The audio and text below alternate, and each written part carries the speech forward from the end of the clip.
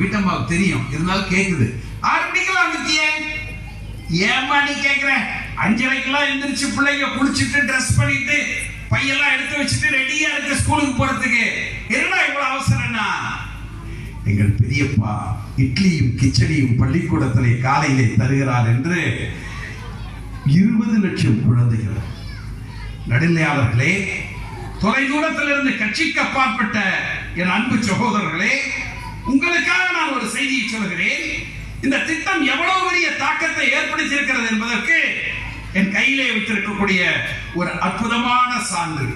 இது பாத்தீங்கன்னா ரொம்ப ஆச்சரியப்படுவீங்க. இதுல ஒரு குழந்தை உட்கார்ந்து சாப்பிடுற மாதிரி இருக்கும் பாருங்க.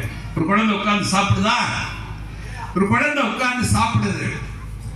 நாம இந்த திட்டத்தை கொண்டு வந்த பிறகு வெக்கங்கட்ட பிஜேபி இருக்கா பாருங்க, ஹரியானால மகாராஷ்டிரால இதெல்லாம் போய் சொல்றான், நீங்க மகளிர் உரிமை தொகைனா நீ 1000 2000. ஹரியானால எப்படி செஞ்சான்? மகாராஷ்டிராவில் எப்படி ஜெயிச்சா? சூடு சொரணா இருந்ததுன்னா திமுகவினுடைய தேர்தல் அறிக்கையிலிருந்து ஒன்ன கூட நீ எடுக்க கூடாது, எல்லாத்தையும் அங்க போய் சொன்னா.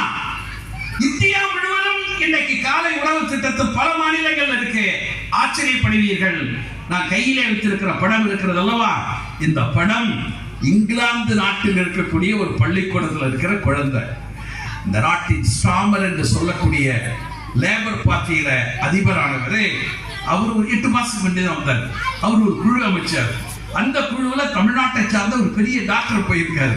அவர் சொல்றாரு, எனக்கு ஆச்சரியமா இருந்தது, உங்களுக்கு ஆச்சரியமா இருக்கும். ஏதோ இங்கிலாந்துனா பெரிய செல்வந்தர்கள் நாடுலாம் நினைச்சீங்க பாருங்க, அப்படியெல்லாம் இல்ல. அவர் சொல்றாரு, சார் இந்த தேர்தல் அறிக்கையில் சேருங்கன்னாரு. கண்ணின் மணிகளே, நடுநிலையாளர்களே, அந்த லேபர் பார்ட்டியினுடைய தேர்தல் அறிக்கையில நம்பர் 4, ஐட்டம் நம்பர் 4, அதுல கிளாஸ் நம்பர் 3 நெட்ல போய் பார்த்தீங்கன்னு வச்சுங்க, அதுல என்ன சொல்ல தெரியுமா? we will provide breakfast in all schools just like in Tamil Nadu. தமிழ்நாட்டில் இருப்பதை போல காலை உணவு திட்டத்தை தருவோம் என்று இங்கிலாந்து நாட்டுக்காரர் சொல்றான். ஏதோ ஒரு திட்டம் மோடியோ அமித்ஷாவோ நீ தமிழ்நாட்டுக்கு என்ன செஞ்சிருக்கேன்? நான் வேகமாக செய்திக்குள்ளே வருகிறேன், நேரம் ஆகிக்கொண்டே போகிறது. நீ என்ன செஞ்சிருக்கீங்க தமிழ்நாட்டுக்கு சொல்லுங்க பாப்போம்.